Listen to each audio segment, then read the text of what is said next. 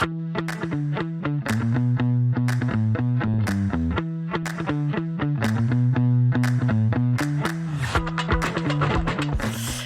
Andalucía, sean muy bienvenidos a este programa de miércoles. Hoy es 3 de mayo, es el Día de la Libertad de Prensa. Vamos a hablar de ello con diferentes invitados. También hablaremos de medio ambiente. Hoy es miércoles de Juan Villanueva, de nuestro experto en la materia. Y también hablaremos pues de tiburones. Hoy tenemos un programa muy medioambiental. Pero antes, el presidente del Gobierno, Pedro Sánchez, ha visitado Málaga. Antes de participar en un mitin del Partido Socialista, visitó el Centro de Coordinación del Estrecho de la Guardia Civil, acompañado por el ministro de Interior, por Fernando Grande Marlaska, por el delegado del Gobierno en Andalucía, Pedro Fernández, y por el subdelegado del Ejecutivo en la provincia, Javier Salas. En el evento socialista estuvo nuestra compañera Luisa Chamizo, sin perder un detalle, y nos ha preparado esta crónica de la visita del presidente a la capital malagueña. Hola Luisa. Hola Andalucía, efectivamente un acto protagonizado por el presidente del Gobierno y secretario del PSOE general, Pedro Sánchez, como respaldo al candidato a la alcaldía de Málaga, Daniel Pérez. Han entrado juntos en este hotel NH donde se ha celebrado el acto y también acompañados por el secretario general del PSOE andaluz, Juan Espadas. Todos se han pronunciado en cuanto a la economía, han sacado pecho de la ley de vivienda, la reforma laboral, la reforma de las pensiones y la subida del salario mínimo. Han sido los ejes fundamentales de sus discursos, aunque hay que decir que también hemos visto otras caras reconocibles del partido, como puede ser la portavoz del PSOE en el Parlamento andaluz, Ángeles Ferriz, el diputado en el Congreso socialista, Nacho López, y alcaldes importantes consolidados ya en la provincia de Málaga, como puede ser el de Cártama, el de Vélez Málaga o el de Benalmádena. Siguiendo con esos discursos que han pronunciado los líderes socialistas, pues se han basado mucho en la economía, ¿no? En esta crisis económica que está viviendo España, para sacar pecho especialmente pues de esa reforma laboral, de la subida de las pensiones que también se pidió en esas movilizaciones del día 1 de mayo, y sobre todo se ha hablado de vivienda, sí, porque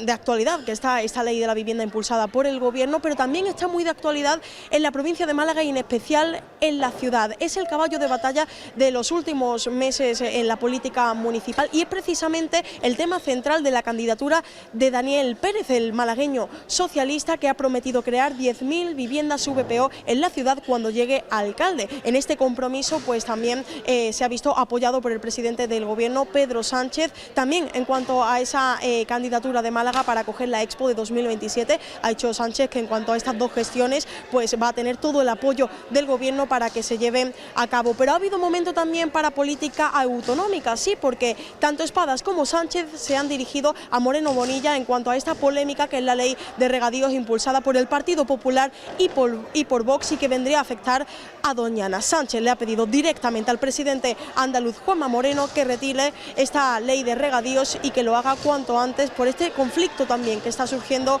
con Bruselas. En definitiva, un mitin preelectoral cargado, muy intenso, en el que se ha hablado mucho de economía, en el que podríamos decir que el gran protagonista ha sido la vivienda. Esa vivienda con la que Daniel Pérez, candidato socialista malagueño, pretende llegar a la alcaldía y desbancar a Francisco de la Torre, del Partido Popular, que lleva 28 años ininterrumpidos al frente de la alcaldía de Málaga.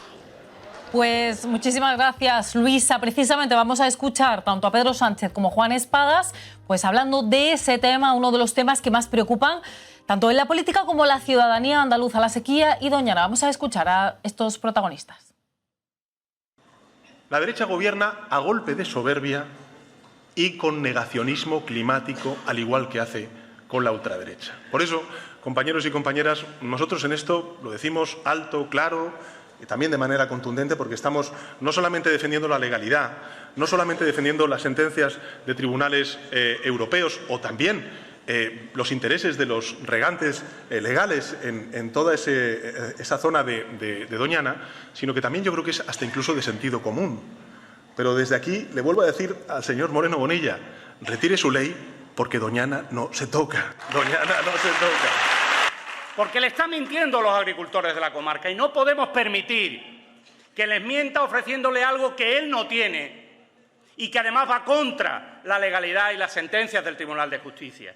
A ver si se entera bien que lo primero es recuperar el equilibrio hídrico y la protección de Doñana. Lo primero. Y eso aún no está garantizado. Por tanto, y en un momento como este, de sequía, de dureza, de escasez del recurso, usted viene a querer ampliar las zonas regables en una comarca que lo que quiere es seguir teniendo una agricultura de primor, que tenga en los mercados internacionales el valor que tiene y que no se vea amenazada como consecuencia de que usted haya hecho una propuesta de imposible cumplimiento.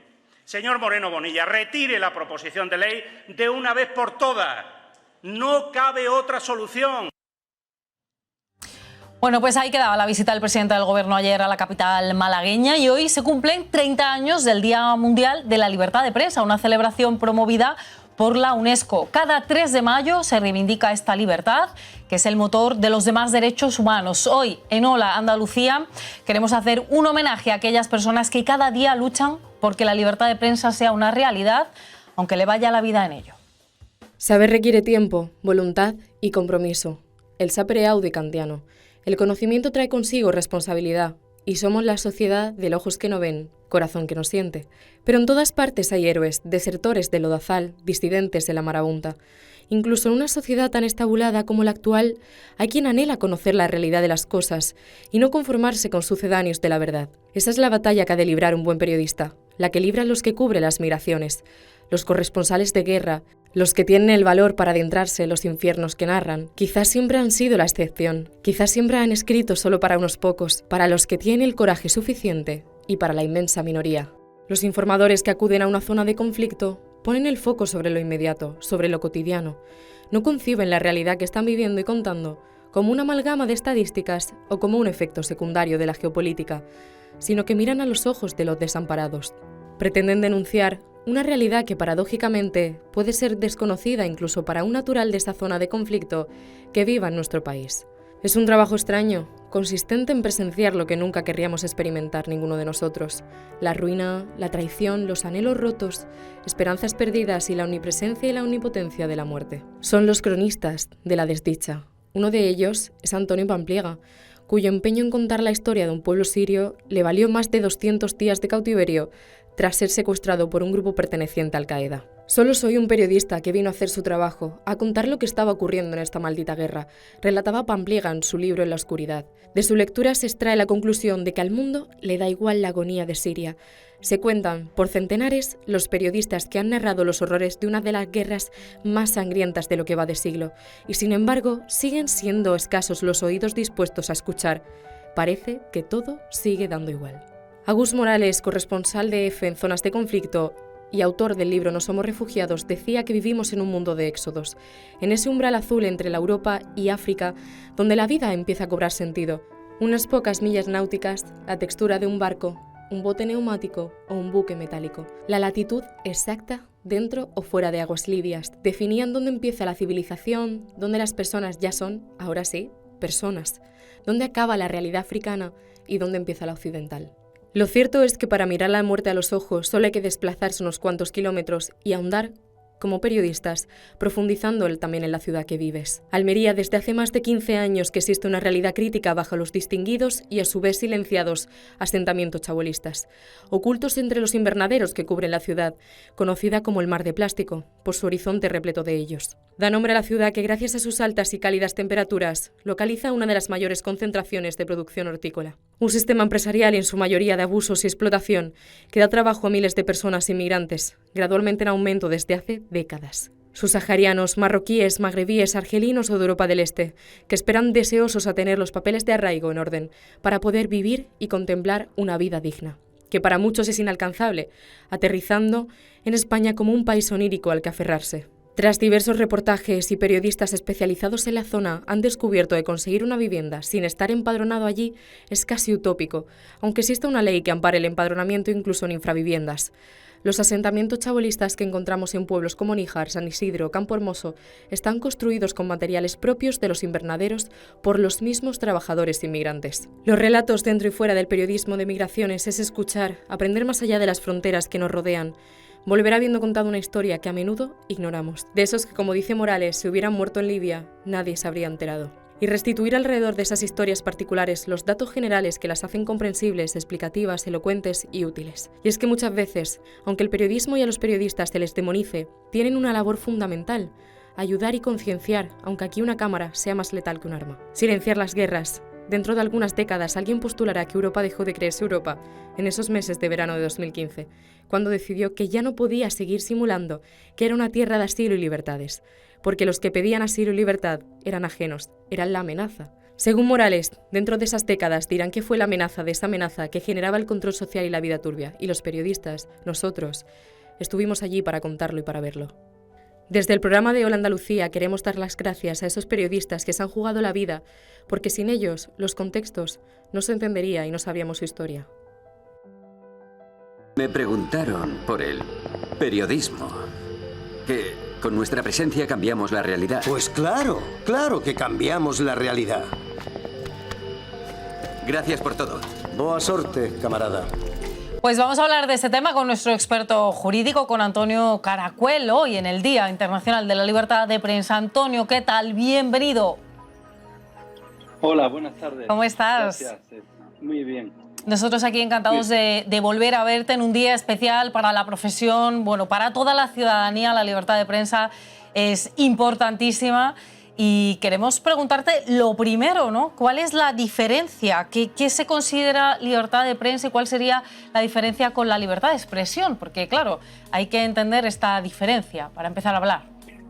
Sí, exactamente. Toda persona y lo regula, y es un derecho fundamental, toda persona tiene el derecho a la libertad de expresión, a manifestar lo que piensa, lo que quiere decir bajo cualquier tema.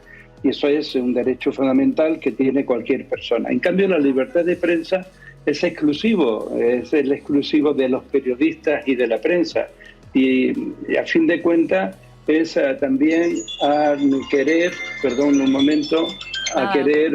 a poder manifestar, a poder expresar las opiniones, el trabajo realizado, denunciar periodística, no denunciar desde el punto de vista penal, pero sí denunciar unos hechos que estén ocurriendo, como el reportaje que hemos visto anteriormente, que puede conllevar en un momento dado a poner en riesgo la propia vida del periodista, cuando estamos hablando del reportero de guerra, o no del reportero de guerra, sino cualquiera de estos hechos que habéis comentado anteriormente. Es decir, ambos derechos están recogidos en el artículo 20 de la Constitución. Creo que lo comentamos en un anterior programa también, el artículo 20, y el artículo 20, que es a manifestar libremente lo que piensa cualquier persona, y en concreto a lo que es a los periodistas, es el artículo 21, letra D, a comunicar o recibir libremente información veraz por cualquier medio de difusión, y la ley regulará el derecho que hablaremos posteriormente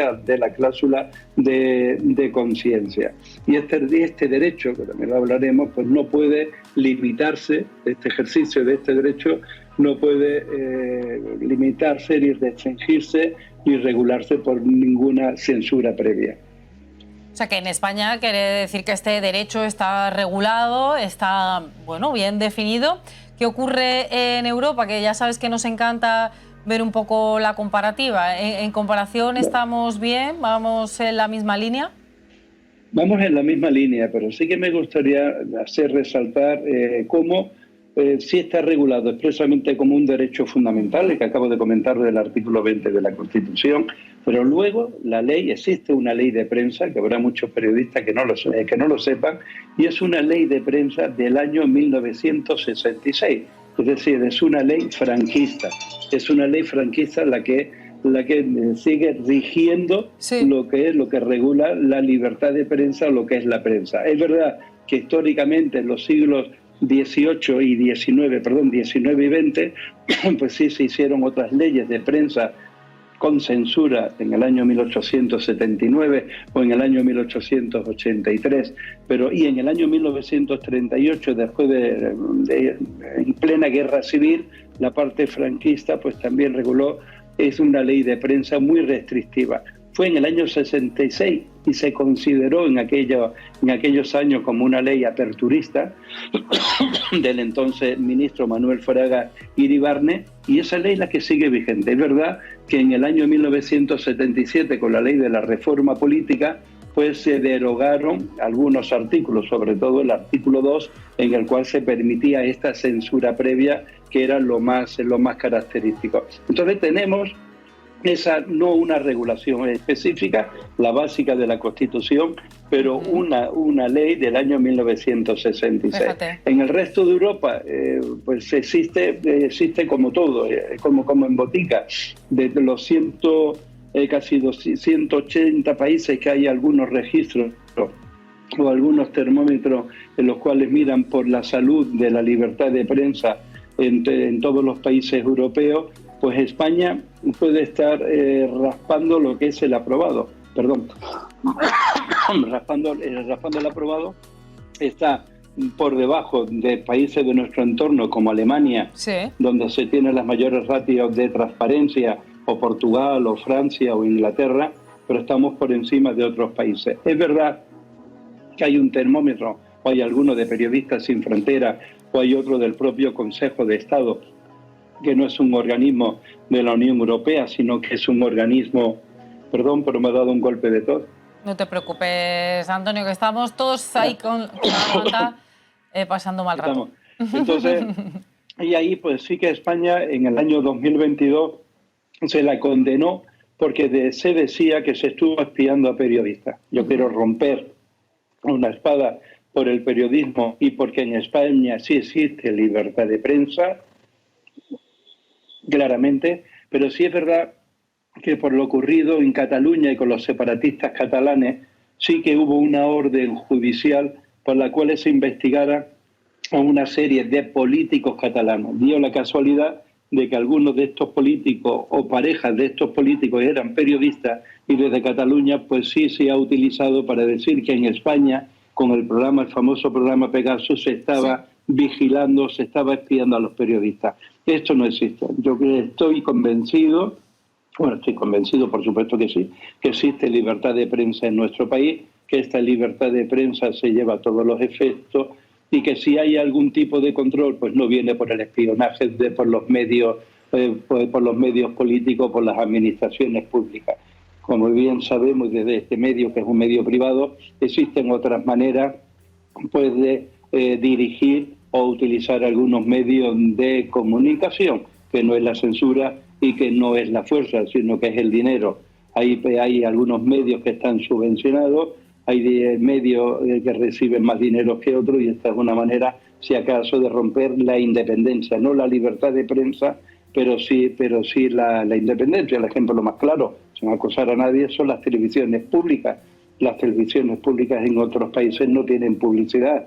En este país, aparte de estar subvencionadas por los organismos públicos a nivel autonómico y a nivel estatal, pues se le permite también la publicidad, esa publicidad de la que viven todos los medios privados y que no reciben ninguna ayuda. Yo voy más el control de algunos medios por el tema económico que no porque un periodista en España pues pueda manifestar lo que piensa, escribir lo que quiere, y claro ejemplo pues es tu programa, es Hola Andalucía, y todos los que se emiten por esta cadena, por 101 Televisión. Pues nos quedan claras ya varias cosas, Antonio. Por un lado, que la libertad de prensa pues está regulada, es un derecho en España, que estamos más o menos ahí en un aprobado con respecto a otros países europeos, y la profesión del periodista está regulada. Ahí, ¿cómo vamos? Ahí, bueno, pues este es una de las grandes o la gran asignatura pendiente que tiene el mundo del periodismo, o no, porque existe una tendencia que es querer regular y ponerle puertas al campo, porque es decir que periodista sea únicamente pues aquella persona, como se ha manifestado en algunos colegios profesionales que existe, pues que tenga alguna titulación de licenciado pues en cualquiera de las ramas, en periodismo, comunicación audiovisual, ciencias de la información, grado en periodismo, grado en comunicación audiovisual. Pero luego, y esto se ha intentado, pero creo que incluso se han creado colegios profesionales, creo que no hay más de 7 colegios profesionales en España. Andalucía sí tiene un colegio andaluz de periodismo, Cataluña, Murcia, Castilla, León, Asturias, creo que son algunas comunidades autónomas que están intentando que están intentando por una vía que solamente sea considerado periodista el que tenga la titulación. Por contrapeso, lo que ocurre en nuestro país y que tampoco se ha llevado a plasmar es editar lo que es un estatuto del periodista profesional, para lo cual se tenga o no se tenga título.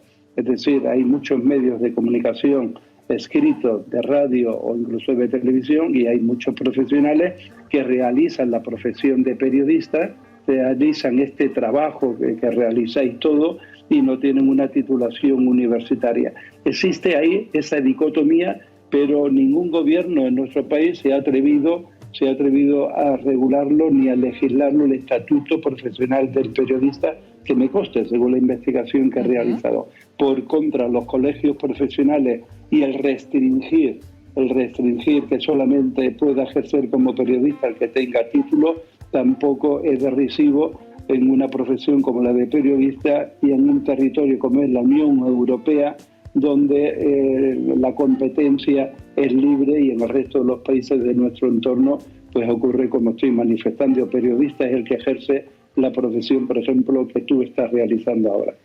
Y entonces, Antonio, sabiendo y entendiendo que falta esta regulación, como tú bien dices, ¿cuáles serían los derechos de los periodistas? ¿Dónde quedarían reflejados?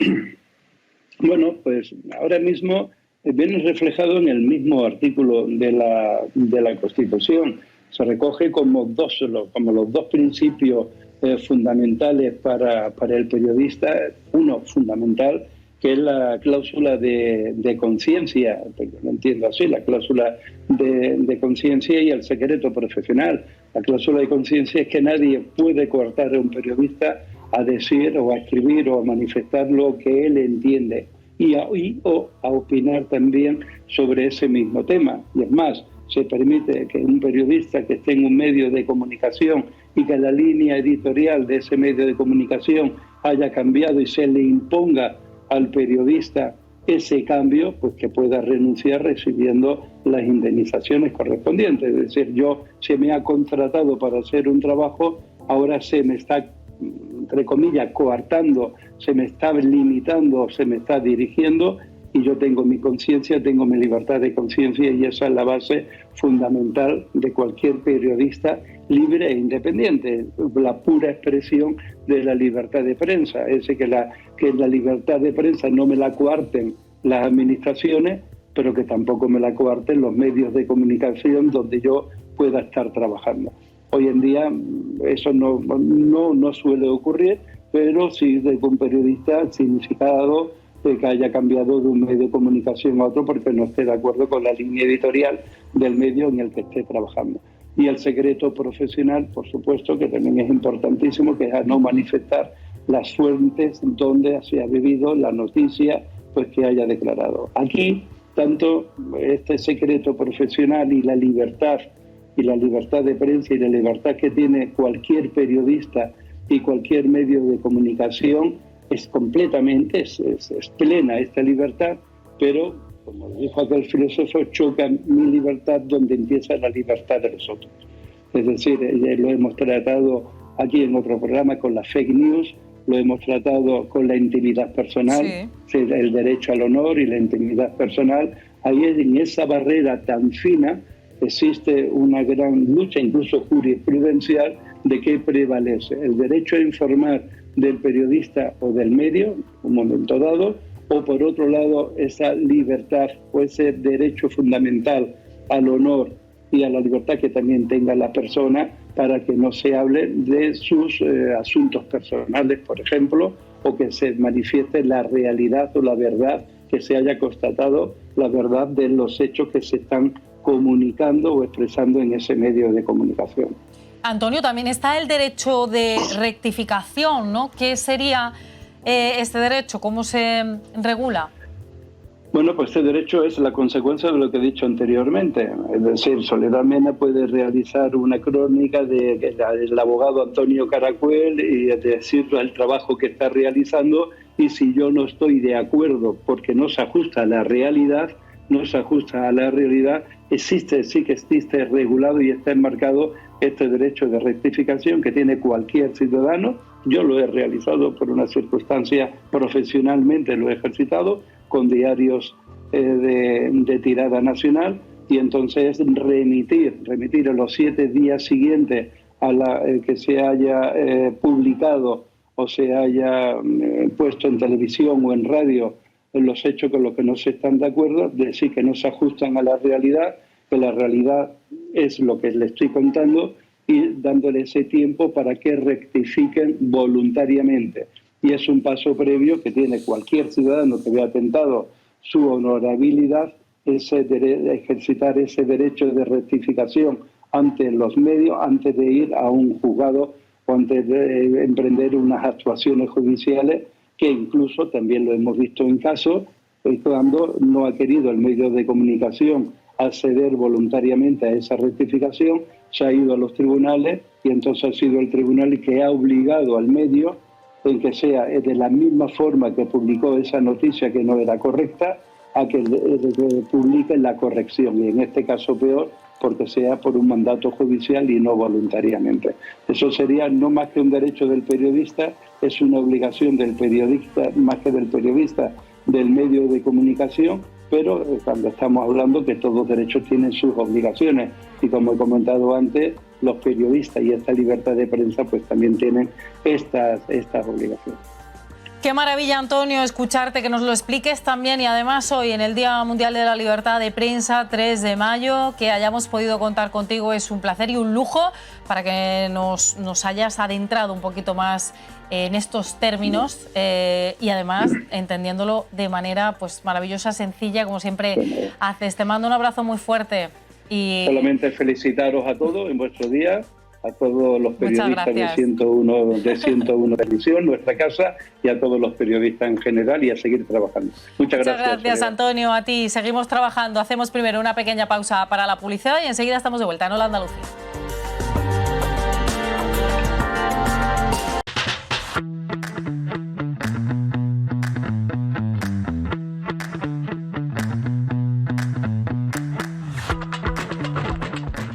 Hola de nuevo, ya estamos aquí, vamos a hablar de medio ambiente, pero antes nos vamos hasta Córdoba, donde los patios están ya preciosos, muy coloridos. La ciudad está celebrando su gran fiesta y serán 53 los patios que participan en el concurso municipal. Lo vemos. La fiesta de los patios de Córdoba vuelve un año más, llenando de color la localidad. Un total de 53 patios abren sus puertas para participar en el concurso municipal desde este 2 de mayo hasta el 14, a los que se unen otros 10 recintos que están fuera de concurso en una cita que es Patrimonio de la Humanidad. De los 53 que participan en el concurso, 24 lo hacen en arquitectura antigua, 21 en moderna y 8 en patios singulares. Este patio es del siglo XV, principio del XVI. Aquí podéis ver, ya lo estáis viendo, con el primor y con el mimo que el cuidador que tenemos aquí en esta casa, pues prepara el patio. Patios que están abiertos al público todo el año con el fin de divulgar estos espacios culturales, y es que suponen un gran atractivo para locales y turistas. La gente dice que es muy auténtico. Este patio es que es muy auténtico, es que parece la casa de mi abuela. Hemos intentado mantener todo lo original posible. De hecho, las antiguas zonas comunes aquí se mantuvieron, es que hasta el 76 no pusieron el agua, ¿sabes? Entonces, el cuarto de agua, la cuadra, la cocina, todas esas zonas se mantuvieron en uso hasta ese año. Para los patios de arquitectura moderna y antigua hay un total de 8 premios, mientras que la modalidad de patios singulares va a tener 3 premios. El primero está dotado de 3.000 euros y, como novedad, la modalidad de patios singulares va a poder participar dentro de la mención de honor de 4.000 euros. Pues ahí está la fiesta de los patios en Córdoba, y ya saben que en Córdoba, en esa ciudad, hace mucho calor, algo que no impide a las personas disfrutar de la belleza de la ciudad, pero que hace que la experiencia sea diferente. Vamos a conocer cómo hacen tanto los cordobeses como los turistas que están de visita por la capital para sobrellevar las altas temperaturas. Vean. Yo soy cordobesa, pero mi tía es de Málaga, y después aquí de Madrid, que son los 2 chicos que traigo conmigo, ellos lo llevan fatal. Claro, porque además son de allí, viven allí y no están acostumbrados a esta calor que está haciendo. Estamos entre 35 y 36 grados, ayer también estuvimos aquí y eso marcaba el termómetro. pues bebiendo agua, abanico, que es lo que tienes que traer, sombrero si puedes, en fin, pues así se lleva, pero claro, es bonito verlo y merece la pena, aunque haga muchísima calor, merece la pena. Fatal. Vamos, no me da tiempo ni a poner ni el aire ni el ventilador en casa. Fatal. Una ducha en el agua, sales y sigues estando sudando como un pollo. Exactamente. Parece que estamos en agosto ya. Demasiado calor ya y lo que nos queda todavía no ha llegado. Esto parece ser un aviso, un previo aviso. Pues hombre, demasiado calor hace, porque la verdad esto se supone que es en julio, en junio, pero bueno, está toda España igual, porque Madrid es igual, ¿eh? Venimos de Madrid y hacía también mucho calor. Pero bueno, hoy parece que estamos un poquito menos calor, así que nada. En Málaga más o menos como aquí, poco de diferencia hay. Este verano fatal, sin lluvia y los calores que están haciendo, pues figúrate, pues espantoso. En Cataluña está más fresquito, ¿eh? Allí está lloviendo. A ver si llueve aquí un poquito, que nos refresquemos un poquito más. A ver, aquí hace muchísimo más calor que allí, pero también hay allí mucho más humedad que hay aquí. Porque yo tengo un piso en línea de playa y allí por la noche hace una humedad y bueno, y sin embargo está una calor seca que aunque suda un poquito luego te pones la duchita y ya está. Bueno, pues ya lo ven, hace mucho calor en Córdoba, pero cada uno tiene su truquito para sobrellevarlo. Altas temperaturas, sequía, el Parque de Doñana y todo lo que está ocurriendo allí o con las intenciones políticas. Esos son algunos de los temas que están sobre la mesa, en la calle también, y que hoy también van a estar aquí encima de la nuestra, de la Andalucía, porque todo tiene algo que ver con el medio ambiente. Y cuando hablamos de medio ambiente, ¿quién está conmigo? Juan Villanueva, editor de Green Bee, nuestro experto medioambiental. ¿Qué tal, Juan? ¿Cómo estás? Hola, Sole, ¿cómo estás? Oye, no sé si tienes entre tus planes ir a Córdoba o no, si has estado este fin de semana. Seguro que tú algún plan has hecho. Sí que hice un plan que fuimos de senderismo por la zona de Almojía y fuimos allí a unos cuantos amigos que estuvimos haciendo unas rutas y tal. Y lo que estuvimos hablando allí es lo que has dicho precisamente, la calor, la sequía y el riesgo de incendios. Nuestra primera intención fue ir a hacer barbacoa, sí, pero precisamente en abril la Junta había prohibido hacer barbacoas por riesgo de incendio, porque de hecho todo estaba tan seco y tan marrón que no podíamos hacer barbacoa. La verdad obviamente. es que si alguien todavía está pensando que la sequía se está exagerando, que estamos dándole demasiada difusión a un problema que se repite con el tiempo, que vaya al campo, ¿verdad? Que se haga una ruta por la montaña y que lo vea con sus propios ojos, que se acerque a un embalse. Si puede ir al de la Viñuela va a ser todavía más impactante. Y ahí desde luego que ya uno entiende cuál es la situación y lo seco que está el campo. La semana pasada estuve en un webinar que estaban dando los del tiempo.es, Mar Gómez, que es doctora en física y meteorología, y nos estuvo explicando que había unos anticiclones en el Atlántico que no permitían o que protegían a la península ibérica de que entraran las lluvias. O esa es la explicación científica. Pero el hecho es que nos va a esperar un verano muy cálido y muy seco. Es decir, este año los incendios van a ser peligrosísimos. Vamos, tenemos que tener un gran cuidado. Dicen que creo que era entre el 60 y el 70% de los incendios se provocan por descuidos del humano. No es que sean provocados, pues simplemente por descuido. Quiero decir, cuando fuimos allí a Almojía, pues íbamos con mucho cuidado, ¿no? De no hacer nada que pudiera generar la mínima chispa, porque de verdad que cualquier tipo de chispa en ese campo se va a prender como si tuviera gasolina. Bueno, y dejar basura, ¿no? Porque también se pueden producir las chispas por la alta temperatura, algún material que quede en el campo, o sea que recoger la basura también tiene que estar entre nuestras prioridades. Eso siempre. Eso desde aquí siempre Juan Villanueva hace ese trabajo de concienciación para que cuando vayamos al campo nos llevemos la porquería. Pero bueno, riesgos de incendios. En la provincia de Málaga, en toda Andalucía, hemos sufrido en los últimos tiempos muchos incendios. No sé si se están aumentando, pues no sé, presupuestos efectivos. Entiendo que este año se intentará paliar de alguna manera. Este año ha habido un cambio en la gobernanza del Infoca, que ya no depende antes dependía de la Consejería de Sostenibilidad y de y de agua, y ahora depende de la Consejería de Presidencia. Entonces, no sé yo exactamente esto si va a suponer algún cambio real o es simplemente para aunar el mando, que en realidad yo creo que es buscar la eficiencia. Lo que sí he escuchado es que decían Europa Press que habían aumentado el presupuesto el 27%, lo que en principio es positivo. Ahora también te digo que estuve hablando con un compañero del Infoca que decía que precisamente por ese cambio de gobernanza que estaban haciendo no tenían seguridad laboral, que es lo que se llevan quejando tantos años, lo que se quejan los bomberos forestales, que tienen un puesto fijo, discontinuo, que es un poco contradictorio, ¿verdad? Fijo pero discontinuo. Vaya, que los contratan en la época de incendio y en invierno los mandan para casa. Son como fijos pero discontinuos. Y el problema que tienen es que ya no saben de quién dependen, si dependen de una consejería, de presidencia, del Infoca. No saben si los van a llamar de un año para otro, si les cuentan los años. Entonces, lo que decían desde UGT, por ejemplo, es que no se necesita en realidad, o creen que no necesitan, siempre vienen mejor, más efectivos, pero lo que de verdad necesitan es que los efectivos estén bien preparados, bien equipados y sobre todo... Y satisfechos en su puesto de trabajo. Exacto, porque no vas a pagar igual un incendio si piensas que te vas a quedar sin trabajo en cuanto acabe la temporada, ¿verdad? Desde luego. Y eso que decías de fijo discontinuo, entiendo que con el paso del tiempo y con la subida de temperaturas, la falta de agua, ya no solo en primavera y verano, sino también en otoño e invierno, que cada vez llueve menos, igual esto también se tiene que ir modificando según la necesidad, porque incendios, si seguimos así, va a haber durante todo el año. Durante todo el año. De hecho, es lo que se dice, que el incendio no se apaga en verano, sino que se previene en invierno. Exacto. En la época de lluvia, en la época en la que el bosque, en la que el campo, el monte está verde, está húmedo y es más fácil de controlar.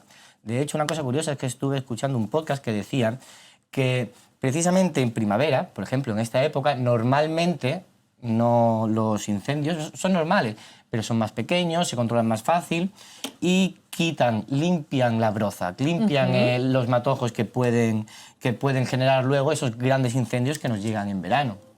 Estamos viendo ahí algunas imágenes desoladoras de los montes, de las montañas después de los incendios, cómo queda. Es tristísimo, no sé si eso puede servir también un poco para concienciar, porque por otro lado también había algunas imágenes muy verdes con mucha agua, pero bueno, la realidad en muchas provincias, en muchas zonas de Andalucía es esta. De hecho, eso es Sierra Bermeja, donde en 2021 fue uno de los mayores incendios que ha habido en la región. Y fue cuando empezamos a hablar de esos fuegos de sexta generación que cambiaban, que eran tan virulentos y tan calóricos que cambiaban el clima. De todas formas, hace poco no ha habido una reforestación ahí, ¿no han estado los políticos en la zona? Digo los políticos porque al final es lo que nos llega, ¿no? A través de los... Claro. De hecho, eso es un proyecto en el que están colaborando la Junta, CIFAL de ONU y Amazon. Ahí hay una colaboración público-privada que yo creo que, así para empezar, la colaboración público-privada es positiva, porque siempre están los recursos económicos y tecnológicos que ofrece la iniciativa privada y el control que hace la iniciativa pública. Y fueron allí hace un par de semanas a hacer la primera fase de la reforestación de Sierra Bermeja. ¿Qué es lo que pasa? Lo primero que voy a decir es que en primavera no se planta. Y como has dicho, fueron allí para hacerse la foto, para empezar el plan de reforestación, para decir que están haciendo algo, pero en primavera no se planta porque van a plantar y la semilla se va a quedar allí en tierra seca hasta que vuelva a llover. Dios sabe cuándo, ¿verdad? Además, estaban utilizando una... O sea, que no están muy bien asesorados. Yo creo... O que se acercan las elecciones. Por ejemplo, vamos a decirlo así. Pero sí es cierto que decían que iban a plantar 90.000 semillas, 500 hectáreas, y que aquel día pues no creo yo que plantaran más de unas pocas. Quiero decir que hay más fases. Decían que por septiembre, por octubre harán más fases, así que podríamos animar a la audiencia que estén atentos para hacer plantaciones en los fines de semana y que vayan allí en Esto otoño. Es como en las obras que se pone la primera piedra que han ido a poner, a plantar la primera semilla de muchas. ¿Y cuál es el papel de Amazon en todo esto? Que es lo que me tiene a mí como Primero, intrigada. Lo que pusieron fue dinero, las semillas unos drones que hicieron ahí como una exhibición para plantar las semillas, que además utilizaban una técnica japonesa que es nandodango, que básicamente hacían que los voluntarios que estaban allí hicieran como bombas de semillas con arcilla. Entonces cogían los drones, incluso los mismos voluntarios, que por cierto los voluntarios eran los colegios de alrededor, que también creo yo que eso atrae, lleva la naturaleza y la conservación a las escuelas y a los niños, que es lo más importante, ¿verdad? Muy bien. Y se pusieron allí a lanzar esas bombas. ¿Qué es lo que pasa? Que la arcilla no se va a disolver hasta que vuelva a llover. Bueno, por lo menos, quiero decir que dentro de... Esto lo hablamos mucho aquí contigo, Juan, que a veces son manifestaciones bueno, de buena voluntad, mucha intención, que no sabemos si llegarán a algo, pero bueno, mejor eso que nada, ¿no? Exacto, yo siempre digo que no todo es blanco o negro, que no está todo bien hecho o todo mal hecho. La intención está ahí, los recursos económicos están ahí.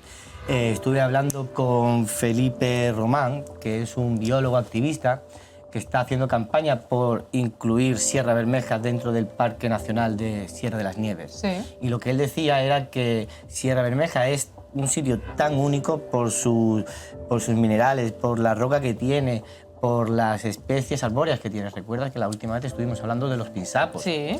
Él dice, Felipe dice que habría que dinosaurio que nos dijiste, que era el dinosaurio vegetal. Exacto. Míralo ahí en las imágenes.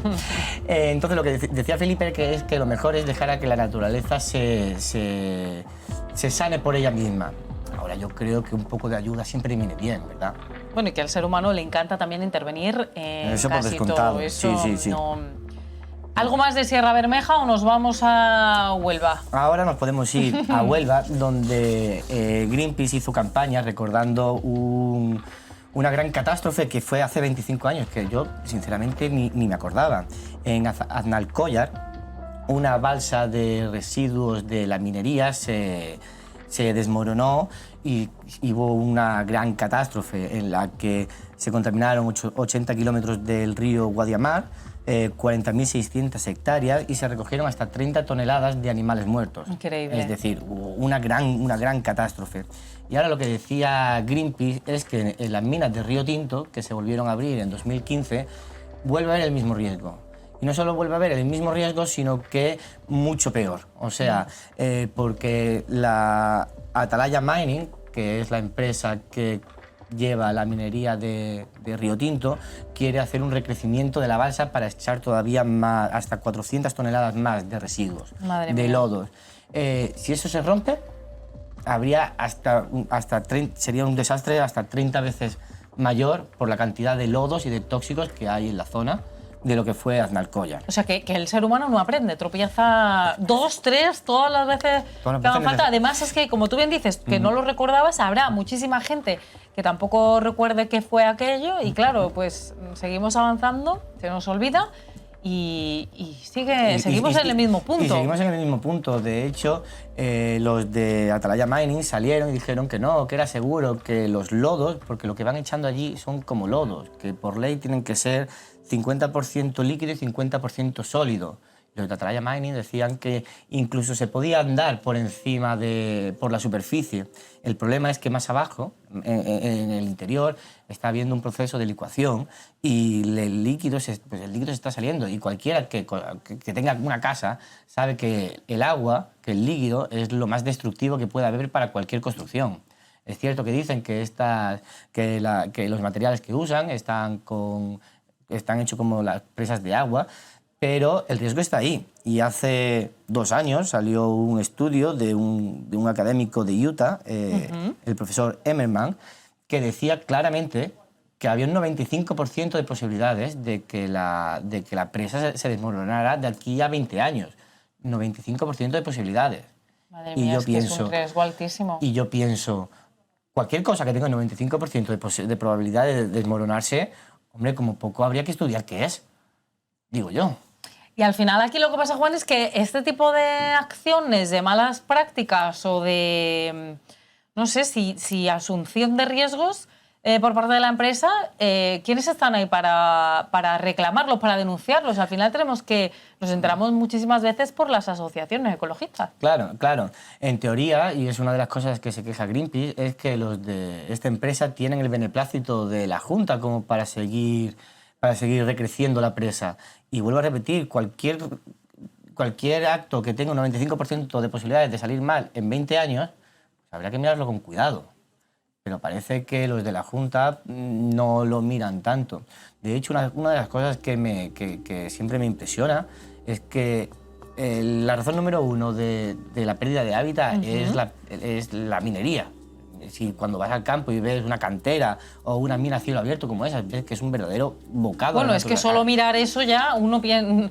Medio ambiente y ese tipo de actividades, de prácticas, no parecen nada compatibles, ¿no? Nada. Pero ya ves cómo estamos siguiendo. De hecho, la mina estaba cerrada, la volvieron a abrir en 2015, bajo estatutos de que iban a cambiar las actividades y que iban a tener mayor control, pero ya vemos que no está saliendo bien. Y por ahora no se ven o no se esperan protestas, acciones. Greenpeace fue a protestar la semana pasada porque hacía el aniversario de Aznalcóllar, pero por lo pronto no hay nada preparado. Madre mía, bueno, pues habrá que ver qué ocurre, pero ya con un 95% de riesgo, pues ya me dirás. Parece que es inevitable, ¿no? Casi. Total. Y vamos a hablar también, cómo no, y aunque viene siendo un tema transversal, ¿no? De agua, de Doñana, de este parque natural que nos tiene siempre un poco preocupados, ¿no? De la sequía siempre, porque la sequía estamos aquí, en Andalucía estamos en una situación de constante sequía. Y el domingo que viene, no el siguiente, el domingo 14 de mayo, va a haber una manifestación en Sevilla a la que animo a todo el mundo que pueda a acudir. Estaba escuchando hoy en la radio que Moreno se ha dado marcha atrás y ha dicho que si hay un informe que de verdad los acuíferos pueden ser afectados por el riego, que retirarán la proposición de ley. Sí se demuestra científicamente, que yo creo que todos los organismos científicos, el CSIC, la Unión Europea, están hablando de eso. Así que yo entiendo que la respuesta es que tendrán que parar esa proposición de ley. Oye, Juan, ¿tú qué opinas sobre lo que está pasando en Doñana? Ya hablamos aquí un día y nos dijiste que no todas las competencias están en manos de la Junta de Andalucía y que a veces son un poco como posiciones políticas, pero tú, que seguro que también estás muy preocupado por lo que ocurre en Doñana, ¿has hecho así algún ejercicio de adivinación, de pensar, oye, ¿qué va a pasar si se decanta para un lado o para otro? Yo honestamente pienso que no se pueden dar más licencias de regadío, punto. Porque igual que han secado los acuíferos de Doñana, si siguen dando más regadío en la situación en la que estamos y tenemos más campos que necesiten agua, obviamente de donde venga el agua se va a seguir secando. Por ejemplo, estaban diciendo que el agua que querían traer a Doñana venía de la cuenca de Guadiana, del río Tinto, de estos que estamos viendo. ¿Tú crees que con una mina de esas características, con una explotación para Doñana, el río de Guadiana va a seguir, río Guadiana, el río Tinto y Odiel van a seguir teniendo cauce? Lo van a secar literalmente.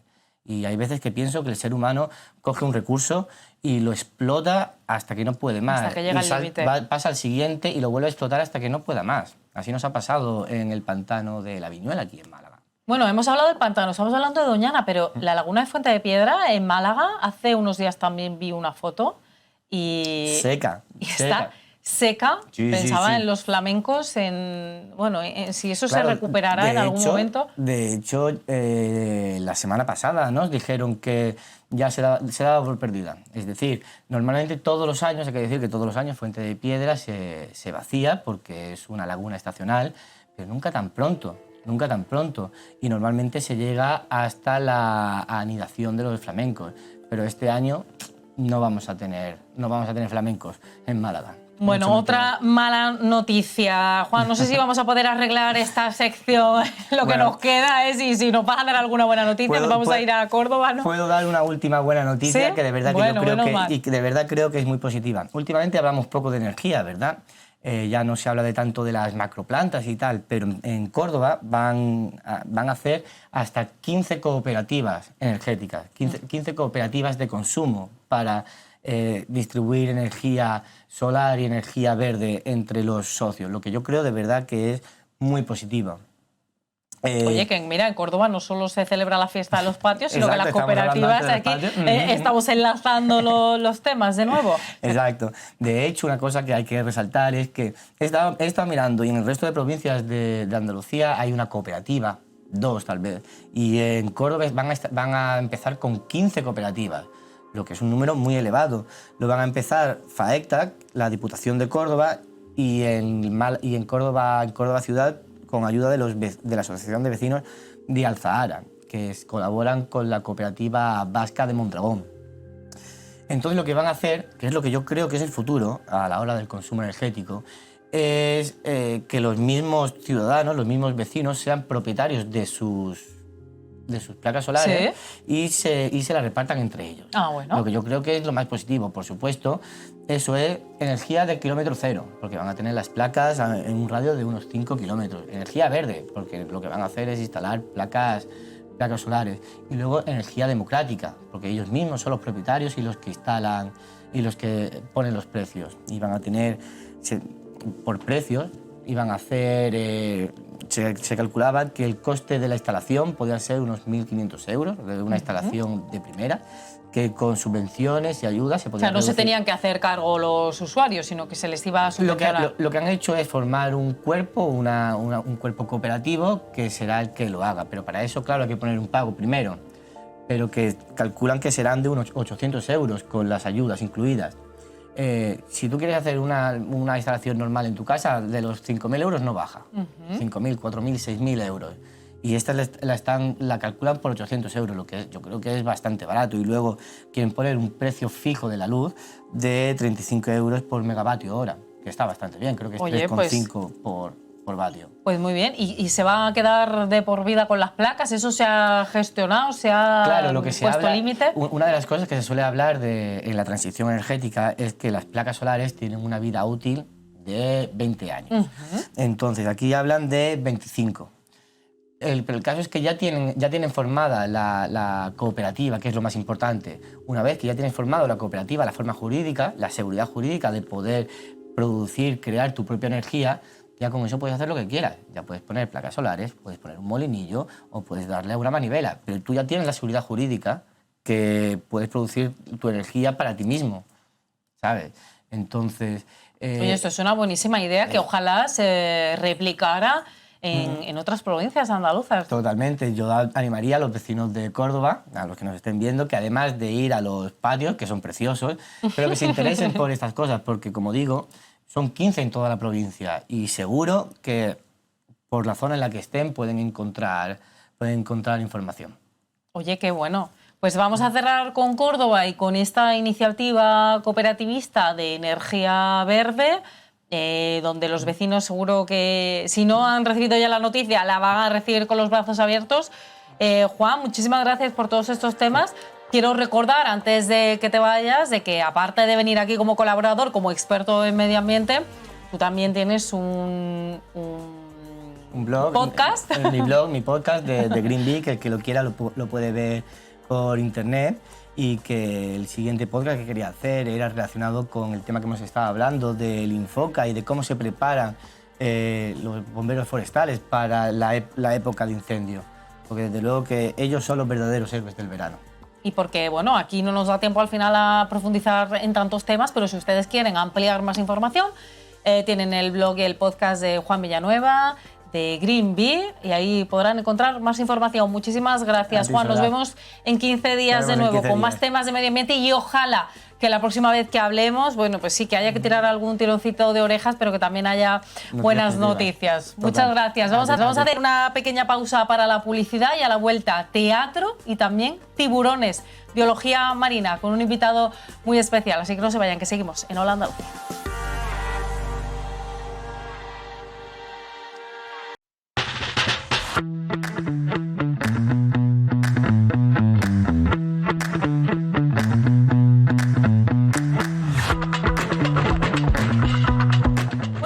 habrán oído que al principio les dije que hoy hablaríamos de tiburones y es cierto, vamos a hablar de tiburones. Vamos a aprender ciertas cositas de manos de un biólogo marino malagueño que se llama Charly Sarria, que tiene mucho que contar, pero al que primero le voy a preguntar, a intentar confirmar si el cambio climático también se siente en los mares, en los océanos. ¿Qué tal, Charly? ¿Cómo estás?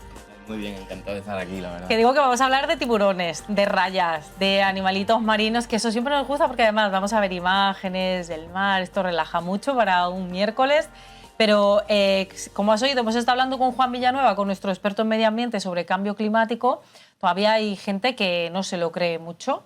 Tú, como ambientólogo, como biólogo marino, ¿qué nos puedes decir del cambio climático? ¿Esto es ya una realidad? ¿Se aprecia también en los mares? De hecho, es donde más se aprecia en muchas partes porque el mar es ese como tampón, por así decirlo, como se le dice, del CO2, ¿no? Lo que hace que es sumidero de todo ello y hace que haya un balance, ¿no? En toda la atmósfera y en todo el planeta. Entonces, cuando esos balances se desequilibran, pues hay cambios muy drásticos que a veces solo nos quedamos con cuando se ve un animal grande, cuando hay un cambio, pero los cambios más grandes ocurren a microescala, ¿no? Un cambio en el pH de una décima, un cambio en cualquier tipo de balance químico puede desencadenar que a la larga todo el ecosistema se vea afectado. Entonces es muy complejo, hay muchísimas variables, muchos campos de estudio diferentes para el cambio climático, pero es un cambio que existe, sobre todo desde la revolución industrial, ¿no? Cuando empezamos a emitir mucho más gases de efecto invernadero y que es real también. ¿Y a los tiburones, ya que vamos a hablar de ellos, les afecta el cambio climático? También les entiendo, afecta. como cualquier otro animal, ¿no? Sí, hay cambios en su tasa metabólica, la reproducción, hay animales que no son capaces de, por ejemplo, tener las mismas crías, esterilidad, las corrientes, temperatura, bueno, en fin, un montón de cosas súper curiosas y técnicas a veces, pero que están muy guay. Oye, pues vamos a adentrarnos ya, que nos encanta conocer más cositas de los tiburones y, bueno, primero, ¿cómo has llegado tú ahí, ¿no? A tener como esa pasión por estos animales, incluso estás en alguna investigación, ¿no? Sí, yo empecé, bueno, desde chiquitillo yo creo que tengo la suerte de saber cuál era mi pasión y mi padre me ponía los documentales de National Geographic y todo y yo era animales y siempre ahí a tope. Y mi tío era instructor de buceo, mi tío Pepe, lo quiero mucho y hacía como mi mentor en eso y me abría las puertas y yo dije, yo quiero estudiar ese campo. Hice mi grado, bueno, mi bachillerato de ciencias, estuve en el Romeral y luego en el Limonar. Y luego hice ambientales, ¿no? No me dio la nota, me salió la selectividad regular a la específica. Y fue como de, bueno, entro en ambientales y hago como convalido y ya me cambio a biología. Pero me gustó tanto y podía llegar al mismo camino que me quedé en ambientales. Y ahí ya hice un máster, porque en España no existe el grado de biólogo marino. Tienes que hacer un máster de 2 años, ya sea en Vigo, en Canarias, que es donde lo hice yo, en Tenerife, o en Cádiz, no sé si hay algo en Valencia. Entonces ahí ya te especializas con un máster en biología marina, eso más biodiversidad y conservación. Qué raro, ¿no? Que bueno, porque poco a poco no sé si es que no hay demanda suficiente. Bueno, hay un mix y al final el papel de biólogo marino quizá la gente solo lo entiende como los documentales de que está todo el día nadando entre delfines, entre ballenas y hay muchas ramas de la biología marina. Hay gente que se dedica a farmacología siendo biólogo marino, toxicología, la rama de ecología, investigación, en fin, un montón de cosas, ¿no? Y de entre todo eso que podías tú haber hecho, o que, bueno, tienes mucho futuro por delante, ¿no? Pero de entre todo eso, tú te has decantado por tiburones. Yo me fui a la rama complicada. También son como muy... Lo más populares, por así decirlo, o los sueños son ballenas y tiburones, ¿no? Como lo más llamativo.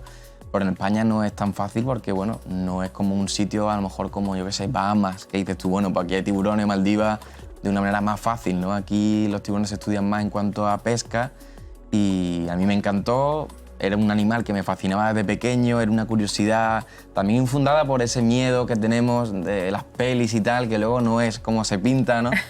Pero que me encantaban y dije, tío, yo quiero aprender en esa rama y con un par de compañeros del máster fundamos una asociación de investigación y ahí estamos. ¿Y cómo se llama la asociación? Pues se llama Condric porque los tiburones y las rayas son condrictios, que son un grupo de animales que son peces cartilaginosos, bueno, que no tienen un esqueleto óseo como la caballa que te come o el sargo, sino que está todo hecho de cartílago. ¿Y en qué consiste? Bueno, para esa asociación que habéis creado es para protegerlos, para estudiarlos, ¿para Pues qué? tenemos 3 ramas. Sería una parte de investigación en cuanto a salida de campo, ¿no? Que tenemos unas estructuras que se llaman broops, que son un cacharro, ¿vale? Que tiene cámaras y una carnada en un receptáculo. Entonces nosotros usamos el empleo de sangre y tal para atraer a los tiburones y que ellos vayan a ese sitio donde hay algo de carnada que no pueden comer pero que curiosean y podamos grabarlos. Y eso nos da datos de ecología, es decir, cuándo vienen, por qué vienen, si es macho, si es hembra, qué especie viene, para poder saber, por ejemplo, si es una zona de cría de una especie protegida y así poder establecer pues, un corredor ecológico, medidas de conservación a nivel legislativo y que podamos pues, al final tener más conciencia de muchas especies que no se sabe casi nada, porque son muy complicadas de estudiar. Oye, y ya que has mencionado tú la película, ¿tenemos que tenerle miedo a los tiburones? Tenemos que tenerle respeto, ¿no? Al final son animales que obviamente son unos depredadores súper eficientes porque han evolucionado hace más de 400 millones de años para ser así, ¿no? Es como si dices tú, hay que tenerle miedo a un león. Hombre, pues si te vas a correr por la noche a la sabana, pues quizás sí, ¿no? Pero al final los animales tienen patrones de comportamiento y para mí es más impredecible un ser humano que un tiburón, ¿no? Que al final encima tenemos siempre ese mito de que todos los tiburones son como el blanco, sí. Y hay unas 450 especies y 2/3 de ellas miden menos de 1 metro. Entonces, no todos son esos grandes tiburones y aún así esos grandes pues hay que saber dónde uno se está metiendo, cómo leer ese lenguaje corporal y sobre todo ir con profesionales o ser uno de ellos, ¿no? Porque yo te puedo decir que ahora mismo hay mucha gente como yo que puedo estar... Danos envidia. ¿Este eres tú? Este soy yo en Maldivas nadando con tiburones nodriza. Por favor, qué bonito. Entonces y tú, dime que de verdad ahí no tienes miedo. Yo ahí siento paz.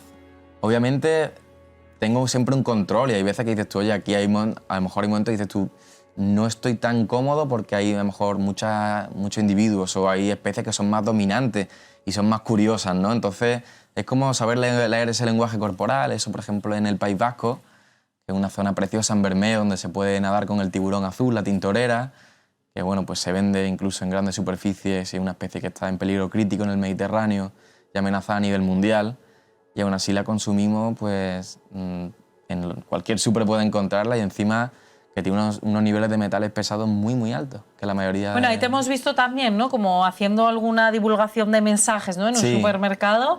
Me imagino que esto es en tus redes sociales que has tomado la decisión de, bueno, de compartir con la población algunas ideas o informaciones que no sabemos. Y entre ellas eso, ¿no? Que comemos tiburón sin saberlo a veces. Pero es que la gente cuando le dices que el cazón, por ejemplo, muy típico en Andalucía o en Canarias se le llama tollo, es tiburón, o la tintorera se quedan súper como fascinados, bueno, asustados, rayados, ¿no? Y dicen, ostras, no lo sabía. Que al final lo importante es crear conciencia, ¿no? Yo mis redes sociales las uso para compartir imágenes y para hablar. Siempre a mí no me gusta como polarizar, o sea, yo no infundo como una medida radical, yo te pongo la situación que existe y te doy medios para que tú puedas informarte, ¿no? Pero al final es crear conciencia tanto a jóvenes como a adultos. O sea, que cuando pedimos cazón en adobo, en un chiringuito, estamos comiendo tiburón. Estás comiendo tiburón. El problema del cazón es que a muchas especies se le llama cazón cuando no lo es. El cazón real como original, que se llamaba era el Galeorhinus galeus, es un nombre científico, ese ahora mismo está en peligro crítico a nivel internacional por la UICN, que es como la Unión Internacional por la Conservación de la Naturaleza, como un organismo que no tiene peso legislativo, pero engloba como el estatus a nivel mundial de la especie. Pues está en peligro crítico, en el Mediterráneo no se puede capturar y solo se puede en agua atlántica. Entonces muchas veces vas a los chiringuitos, encima te dicen, esto es cazón de aquí de la tierra, tal y cual. Y encima es mentira y además es una especie que no se debería, o a nivel ético, hace poco hubo una polémica en Masterchef, por ejemplo, que se usó el cazón, pero era una especie que sí se podía capturar a pesar de que está invulnerable, hay diferentes categorías de protección. Entonces, bueno, es cierto que hay especies que están reguladas, pero a nivel ético yo consideraría que no deberían comerse por el peligro que tienen, porque son importantísimos para los ecosistemas, su peligro a nivel de la salud por metales pesados, sí, y porque luego sus artes de pesca muchas veces son no selectivas, como es la pesca de arrastre, ¿no? Que eso es todo para arriba. Y... O sea, ¿qué quieres decir? Que uno de los riesgos principales de los tiburones al final somos los seres humanos, ¿no? Totalmente. Ahora mismo es la sobrepesca por su consumo de la carne y por la aleta de tiburón, que es ese plato elitista en Asia que no hay ninguna evidencia, también se consume el hígado, los aceites en cosméticos, y no hay ninguna evidencia científica que tenga ningún aporte, ¿no? El tiburón se usó hace años, en la guerra incluso, como sustituyente al bacalao por la vitamina A que tenía. Pero la vitamina A desde hace años se puede sintetizar en el laboratorio y puedes tomártela en una pastillita sin necesidad de matar a un tiburón que puede tardar más de 20 años en alcanzar la madurez sexual y tener a lo mejor solo 2 o 3 crías. Entonces son especies muy frágiles y que dominan el ecosistema. Muchas de ellas se llaman depredadores ápices, ¿no? Están en la parte de arriba y regulan el ecosistema entero. Entonces, si quitas un eslabón, yo siempre pongo un ejemplo de lo que pasó con las orcas en Alaska. Los pescadores empezaron a capturar las focas y como las orcas no podían comerse las focas, empezaron a comerse las nutrias. Las nutrias eran los que se comían los erizos. Como nadie se comía los erizos se comieron todo el bosque de kelp, que es como, no sé si has visto el documental de My Octopus Teacher, de Netflix, pues ese bosque de algas tan grande, que es como literal un bosque submarino, pues todas esas algas se las comieron y el ecosistema colapsó. En cuanto vieron que ese fue el problema, pues se restauró el ecosistema. Charly, ahora que estamos viendo ahí una raya, bueno, igual no es, a mí me lo parece, pero hay también algo que tengamos que saber, vienes a darnos alguna información, están en peligro, también se comen, no sé si, bueno, durante mucho tiempo no se comía, luego volvió a comerse, no sé si ahí también tenemos algún riesgo. Aquí lo principal que se come de la raya suele ser las aletas pectorales, que es donde más carne hay. Y es curioso porque en muchas pescaderías vas y solo te pone raya SP, que es como, no te dice la especie, es genérica, ¿no? Y muchas de las rayas que hay en el Mediterráneo están en peligro también. Entonces, es complejo, es verdad que faltan muchos datos de algunas especies y que hay pocos biólogos a bordo o que incluso los pescadores no tienen conocimiento, porque hay especies que sí son más fáciles de reconocer, ¿no? Pero otras son muy parecidas entre ellas y son de profundidad, entonces hace falta saber de taxonomía bastante para poder identificarlas bien.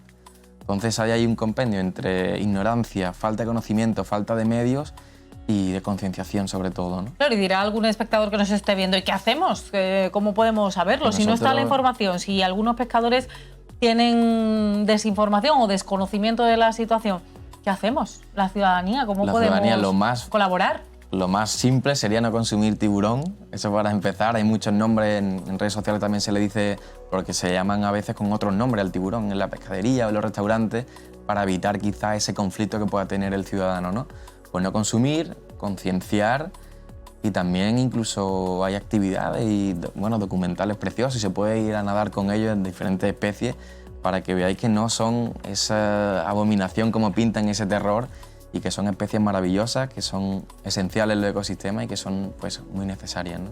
Oye, ¿se puede ser biólogo marino, nadar con tiburones, con peces, estar feliz, tener paz entre ellos y luego comer pescado?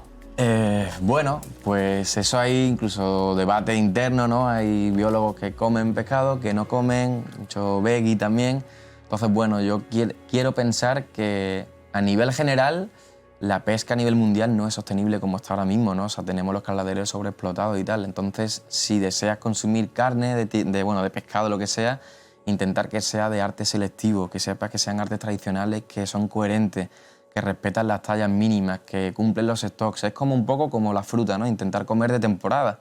No querer a lo mejor tener el salmón de Noruega todo el año y comerlo por el impacto que tiene su pesca, que son muchos de encima acuicultura, piscifactorías que a veces son un poco chungas y que, bueno, es complejo, ¿no? Pero intentar concienciar y preguntar, que yo creo que todas las veces tenemos ese gusanillo de decir, tío, no sé ni de dónde viene esto. Hace poco me acuerdo que mi madre compró no sé qué era en casa y venía de Nueva Zelanda, no sé si era rosada. Digo, mamá, por Dios, pero si es que esto viene... ¡Qué necesidad! Y aún así es más barata que la de aquí. Claro. Imagínate entonces lo que les sale a ellos de rentable muchas veces, ¿no? Entonces, bueno, complejo, es un proceso que no tampoco hay que culparse, que sea poco a poco y que si tienes intención de ir informándote y querer reducir tu consumo hacia cosas más responsables, es maravilloso, pero como que te pongas tu tiempo, que no te agobies por lo que te digan los demás, ¿sabes? No te sientas presionado.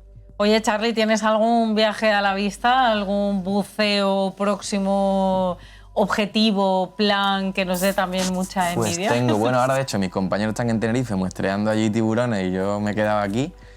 Y tengo en poquito País Vasco para hacer talleres de tiburones, enseñar a la gente pues, cómo bucear con ellos, interactuar y hacer un workshop como un seminario sobre ecología y tal. Y luego no sé si hay por ahí algo pendiente de Azores quizá o alguno así también guay. Lo último fue el Mar Rojo, hace un par de meses, un mesecillo. Madre. Y con ganas. Yo al final es que necesito esa aventura, sobre todo conocer especies. Bueno, quizás en septiembre por ahí Baja California, México, tiburón, hay de todo. Allí hay ballenas, tiburones, es como un santuario y que las cosas se hacen muy bien. Y se bueno, pues vente luego a contárnoslo, nos traen las imágenes que se nos pongan los dientes largos como, encantado, como hasta ahora, viendo eso que nos has traído y viéndote ahí como pez en el agua. El día que tú quieras te llevo a ver aquí tiburones en España. Claro, encantada. Y lo grabamos. Maravilloso. Pues mira, que hay muchos testigos de esta invitación. Muchas gracias, Charly, ambientólogo y ambientólogo y licenciado en Ciencias del Mar, ¿cómo se diría? Bueno, hay gente ambientólogo y con un máster de biología marina, biólogo marino. Vas mezclando, lo que tú quieras. Muchísimas gracias por estar aquí, por hablarnos de los tiburones y por ayudarnos también a entenderlos un poquito mejor y a quererlos y a querer también conservarlos, poner nuestro granito de arena. Vamos a terminar este programa de hoy con un plan para mañana, para jueves 4 de mayo, porque acaba la segunda parte del Festival de Teatro de Málaga, está en su 40ª edición y lo va a poner el broche de oro con una obra que se llama Viva Molière. Y hoy tenemos con nosotros, hoy en Hola Andalucía, una de las actrices del elenco. Voy a saludar a Laura Ferrer. ¿Qué tal, Laura? ¿Cómo estás? Bienvenida. Hola, buenas, muchas gracias. Oye, qué presión, ¿no? Y qué responsabilidad ponerle el broche de oro a este festival de teatro que lleva por 40 ediciones. Sí, por un lado sí, pero estamos muy ilusionados y nos apetece mucho esta función mañana. Oye, cuéntanos, porque Viva Molière, entendemos que eso va a ser un homenaje al genio, ¿no? A Molière o no. Cuéntanos, ¿cuál es la propuesta? Pues es una obra de Álvaro Tato, que ha escrito sobre un poco lo que es la vida de Molière y el recorrido a lo largo de todas sus obras, sí. Que va un poco a caballo entre la fantasía y la realidad, ¿no? Tenemos como esa versión biográfica sobre la vida de Molière y por otro lado una trama fantástica en la que la diosa Fama con sus lacayos decide casarse con un autor y estos le llevan a conocer a Molière, ¿no? Y mientras tenemos esta historia vamos viendo pequeños fragmentos de varias de las obras de Molière. Que tenemos un recorrido por su historia y por un poco todos los colores de su comedia. Bueno, estamos viendo ahí algunas imágenes maravillosas. Tu papel dentro de esta función es Thalía, si no me equivoco. Sí, la diosa Fama, más que Thalía, es la diosa Fama, ¿no? La diosa Fama que decide casarse con un autor y nada más empieza la obra, ella se debate sobre si casarse con Racine o con Cornell y llegan estos lacayos suyos que se llaman Dato, Mito y Chisme y la frenan en su cometido para que vaya a conocer a este genio de la comedia que es Molière, ¿no? Oye, habrá mucha gente que a lo mejor escuche Molière y le suene a clásico, a teatro de otra época, que tenga algunas reticencias. ¿Qué le dirías tú a estas personas para que, uno, se animen a leer teatro, dos, vayan mañana a la obra, al Festival de Teatro de Málaga? Bueno, pues yo les diría que Molière, a pesar de ser un autor de hace muchísimos años, yo creo que está súper vigente hoy en día y sus comedias siguen funcionando a día de hoy. O sea, nosotros tenemos la experiencia de haber hecho esta obra en muchísimos teatros y muchos lugares de España y siempre funciona. Y lo curioso es que los fragmentos de las obras de Molière que ha metido Álvaro Tato dentro de esta dramaturgia, creo que son súper vigentes hoy en día y a pesar de estar tal cual se escribieron, tal cual los escribió el autor, siguen funcionando, ¿no? Y siguen haciendo gracia al espectador y siguen traduciéndonos a día de hoy los dilemas del ayer. Y también creo que precisamente la dirección que ha puesto en esta obra Yayo Cáceres hace una comedia súper amena, súper funcional, súper divertida, que aúna la música original también de Yayo con toda la comedia y este estilo tan estallante, ¿no? o que es un estallido de energía que tiene Molière. Entonces yo creo que puede ser un plan divertidísimo para mañana y que no os arrepentiréis si vais a verla. Oye, seguro que no, y además, bueno, que es también una forma de despedirse hasta la próxima edición. Laura, para quien quizá no esté muy familiarizado, claro, esto lleva un trabajo detrás, ya no solo de la escritura, de la dramaturgia por un lado, de la dirección de escena, que has nombrado aquí a estos dos compañeros, pero, oye, del elenco, de trabajar el texto, de que esto funcione bien, de que se vea bien empastado, ¿no? ¿Cuánto tiempo lleváis preparando la obra? ¿Cuánto tiempo de trabajo hay detrás? Pues esta obra la montamos más o menos en 45 ensayos, contando con los actores, contando con todo lo que es ya ponerse a trabajar en la puesta en escena y demás, pero yo por lo que sé, esta obra la llevan barruntando en sus cabezas Álvaro y Yayo muchísimo tiempo, y el trabajo empieza muchísimo antes de ponerse a ensayar, entonces lleva mucho tiempo detrás, mucha ilusión, muchas ganas. Mucho trabajo de documentarse, experimentar, probar, componer, etcétera, y también lleva luego su recorrido de funciones, ¿no? Que yo creo que siempre nos dan la experiencia de poder afianzarnos un poco más a lo que es el montaje y cada vez hacerlo más libres y más a gusto y más comprometidos con lo que hacemos, ¿no? Nosotros los actores. Pues mañana 4 de mayo estarán aquí en el Teatro Cervantes de Málaga cerrando el Festival de Teatro y luego, no sé, ¿tenéis más fechas por Andalucía, por España? Pues sí, justo la semana siguiente tenemos el 13 en Almería, para quien quiera ir a verla. También estaremos ahí en el Teatro de Almería y luego ya tenemos toda la gira de festivales clásicos de verano en julio y agosto. Y bueno, y nos podéis seguir por internet porque siempre tenemos ahí nuestra gira y a ver si con suerte pues los espectadores pueden ir a verla a alguno de los sitios en los que la hagamos. Pues oye, que hay muchas oportunidades. Si mañana no están en Málaga, no les da tiempo a venir, pueden ir a Almería a ver a Laura Ferrer y a todos los compañeros este espectáculo Viva Molière. Y Laura, para quienes no se dediquen a esto, ¿no?, al arte dramático, a la escena, pueden pensar que es al final repetir el espectáculo, ¿no? Para una actriz como tú, no sé si en cada espectáculo, cada vez que te subes al escenario, aunque sea con la misma obra, tiene algo de diferente. Sí, desde luego. O sea, para nosotros los actores es divertidísimo porque cada función es una función nueva, nunca sale igual, siempre te lo pasas bien, o sea, es una experiencia maravillosa la de actuar y teniendo además la suerte de actuar en un montaje así con esta obra tan divertida y tan entretenida y que no paras de hacer cosas, ¿no? Es súper dinámica, que música, baile, enredo. Es maravilloso hacerla cada vez una vez más porque nunca es igual, siempre hay magia, siempre hay cosas nuevas y siempre llega al espectador de una forma o de otra, pero siempre diferente. Qué bueno. Oye, Laura, ¿y cómo llegaste a esta obra, Viva Molière? Entiendo que hiciste un casting, cuéntanos todo ese proceso y cómo llegas tú a ser la diosa fama de Viva Molière. Bueno, pues yo, por suerte, tuve a Yayo Cáceres, que es el director de la obra, como profesor en la escuela de teatro en la que estudié. Entonces, yo terminé esa escuela hace 3 años y justo abrieron un casting para esta obra el verano pasado, un poco antes, en abril-mayo, ¿no? Y pues nada, me presenté y a través de esa serie de castings y de distintas fases, pues tuve la enorme suerte de que quisieron tenerme y aquí estoy, bendecida, porque para mí es una experiencia maravillosa y no puedo estar más agradecida.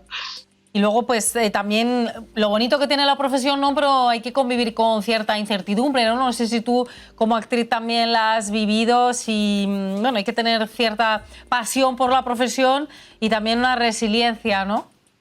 Sí, es una cosa muy complicada nuestra profesión, o sea, es algo que está lleno de vaivenes. Hoy tienes trabajo, mañana no, pero yo creo que lo importante es perseverar y nunca hundirse y nunca pensar que es el fin porque de repente aparezca una temporada sin nada a la vista. Yo creo que hay que seguir trabajando duro, hay que seguir formándose, hay que seguir entrenando y nunca dejar de hacer cosas y oportunidades y sumarse a todo, aunque parezca, porque hay cosas a veces que dices, bueno, es que esto quizá no tiene tanta repercusión, pero da igual, siempre tienes que hacerlo, porque el hacerlo te va a dar la experiencia, te va a ayudar a conocer gente, te va a ayudar sobre todo a no estancarte, que creo que es el pozo negro que tiene esta profesión, el estancarse y no salir de ahí.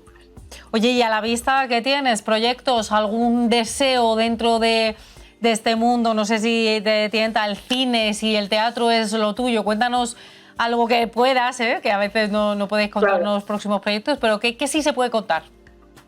Hombre, pues yo de momento te diré que cine y lo que es televisión no estoy apuntando para nada.